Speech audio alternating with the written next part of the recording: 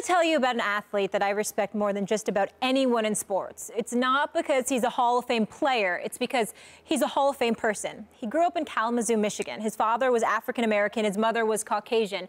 In a time when being biracial was far less common. He saw the dirty looks, heard the insensitive comments, but it was all part of his training for the future. His parents explaining that people are ignorant, embrace who you are and keep stepping, but you can't settle for good. You've got to be better than the best. That mindset only prepared him for the melting pot where he'd be headed. He told kids there may even be a biracial president one day. But that wasn't the only thing Derek Jeter prognosticated. He told his fourth grade teacher he would someday be a New York Yankee and wrote an essay in the 8th grade about becoming their shortstop. Now, fast forward to 1992 when he was drafted by the Bronx Bombers. You know what they say about NYC? If you can make it here, you can make it anywhere.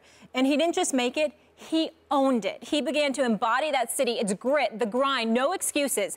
But in an era of egos and cheating, he was a leader, a consummate professional, and a class act. It was never about him, it was about the team. Reporters often criticized that he was a boring interview. Derek's response? If I was giving them headlines all the time, I wouldn't have been here for 20 years. And how do you play for the Yankees for 2 decades and date some ladies we might have seen on Maxim's Hot 100 list, yet never end up in tabloid drama? Only the captain. It wasn't because he didn't have fun, but as far as his personal life, Jeter explained, I've always drawn the line between what I do for a profession and my private life. Once you open that door, you can't shut it. Then there's his Turn 2 Foundation, which has channeled over $20 million into creating programs that teach healthy lifestyles to kids.